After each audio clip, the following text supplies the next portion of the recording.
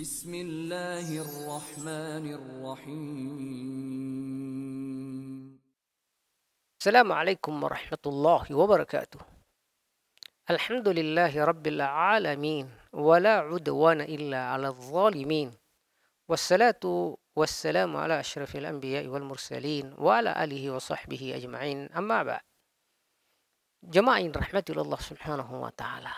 Setelah kita memberikan pengantar-pengantar umum pada pertemuan sebelumnya, maka mulai dari seri kali ini kita akan lebih mempertegas bagian dari masing-masing tauhid, dari tauhid rububiyah, lalu tauhid al-asma was sifat, lalu terakhir nanti tauhid uluhiyah.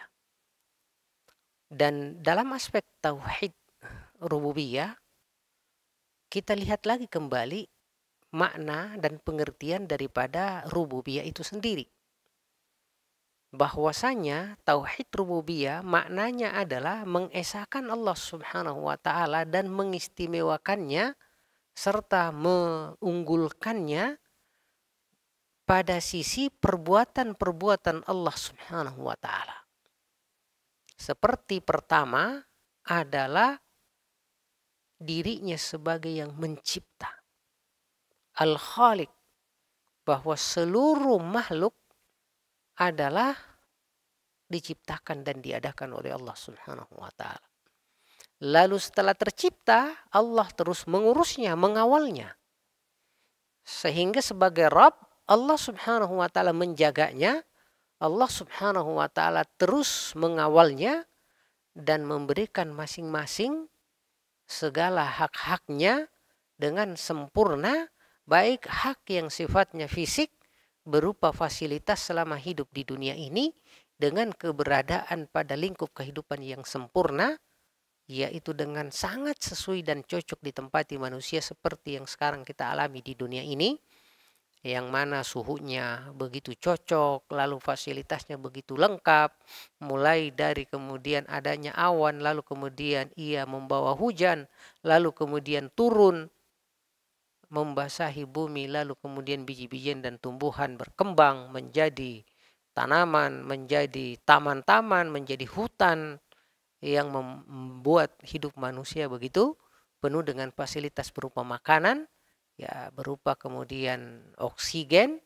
dan segala yang pantas untuk itu, yang seringkali menjadi Allah Subhanahu wa ta'ala bagi menjadi khalaqa, Allah cipta dan Allah katakan ja'ala, fasilitasi, itu semua adalah bagian daripada rububiyah Allah Subhanahu wa ta'ala. Bahkan termasuk kebutuhan yang sifatnya jiwa, yang kita sebut kebutuhan agama, dengan diturunkannya kitab suci, Allah sebagai Rabb mendidik manusia melalui kitab suci yang kemudian juga mengutus para nabi, dan itu adalah pendidikan keagamaan dan pendidikan wahyu yang senantiasa Allah berikan ke bumi ini sebagai bagian daripada rububiyah Allah Subhanahu wa taala. Pemirsa yang rahmati Allah Subhanahu wa taala, sehingga Rabb adalah dia yang berbuat, dan mana perbuatannya ini kemudian nantinya menjadi nikmat, menjadi rahmat, ya, menjadi kemudian kebaikan, totalitas kebaikan yang kita sebut sebagai ihsan Allah Subhanahu wa taala. Dan inilah yang nantinya harus kita syukuri, karena Allah berbuat untuk seluruh makhluknya ini dengan pertimbangan kasih sayang, yaitu rahmat. Dan Allah sama sekali tidak butuh terhadap ibadah kita, namun Allah mengadakan kita dan menyuruh kita untuk ibadah hanya demi untuk menggelontorkan rahmatnya, dan rahmatnya itu adalah paket ibadah yang menjadi jalan satu-satunya manusia bisa bahagia dunia dan akhirat. Pemirsa yang dirahmati oleh Allah Subhanahu wa taala, itu pengertian dan penjelasan terkait tauhid rububiyah yang sedikit lebih luas. Dan ketika kita bahas terkait dengan rububiyah ini, pemirsa yang dirahmati Allah Subhanahu wa taala, yang pertama kita bahas di tauhid rububiyah adalah bukti keberadaan Allah. Ya, mungkin bagi kita muslim itu sesuatu yang biasa.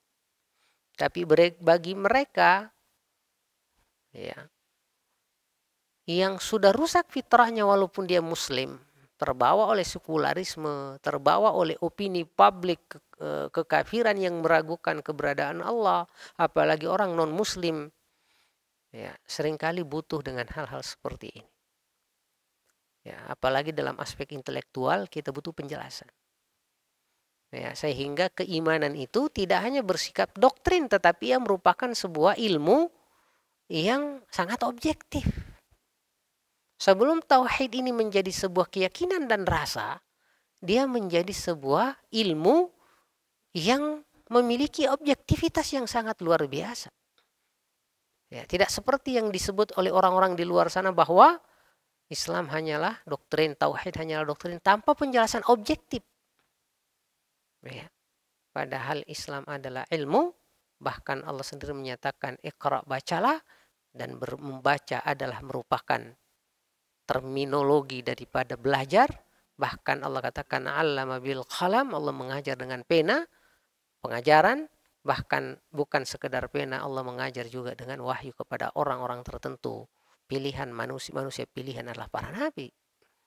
Sehingga sangat tidak relevan menyatakan bahwa Islam adalah hanya sebatas doktrin, tidak memiliki argumen-argumen ilmiah, argumen-argumen yang kita sebut sebagai argumen ya objektif.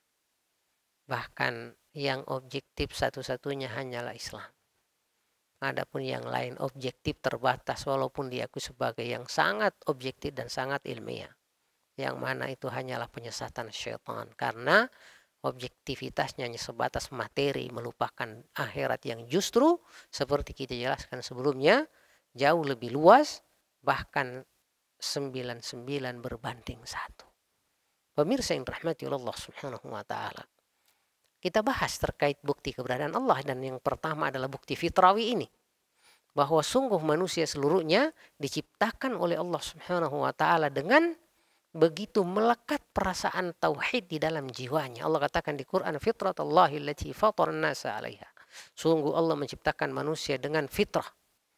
La tabdila li khalqillah. Allah tidaklah membiarkan makhluknya ini berganti fitrahnya dengan yang lain kecuali melalui faktor-faktor yang namanya gangguan syaitan, virus-virus fitrawi yang merusak fitrah di luar sana, yang nantinya akan kita bahas di pada waktunya.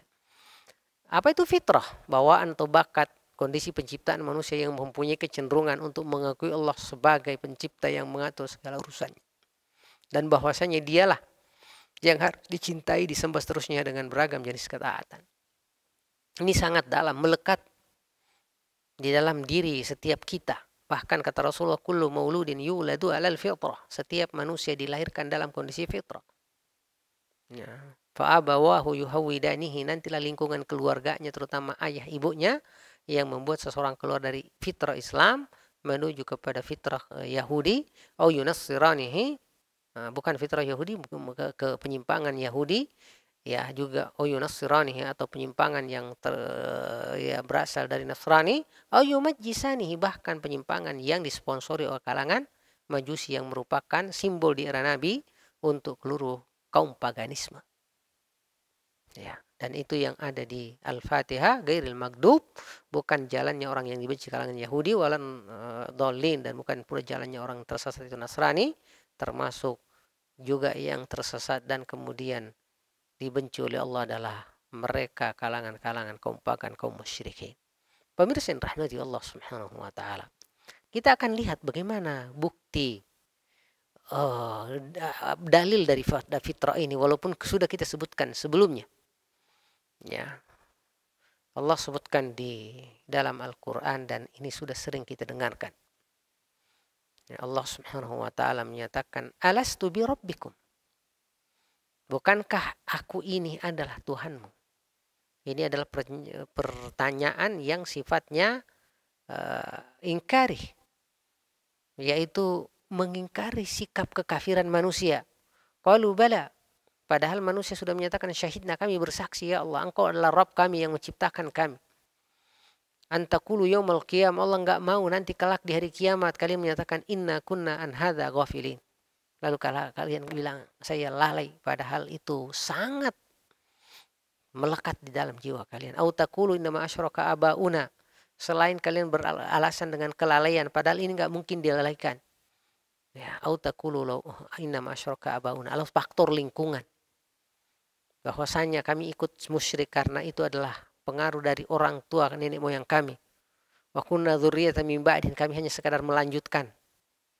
Afatuhlikuna bima fa'alal mubtilun, apakah engkau akan menghancurkan kami dengan perlakuan dari orang-orang yang merusak sebelumnya itu. Padahal dalam Islam tanggung jawablah pribadi. Kita nggak boleh menyalahkan siapapun karena keputusan ada di tangan kita.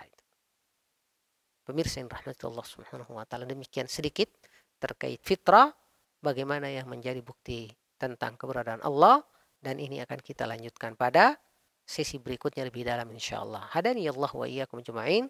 Wallahu yatawallas salihin. Assalamualaikum warahmatullahi wabarakatuh.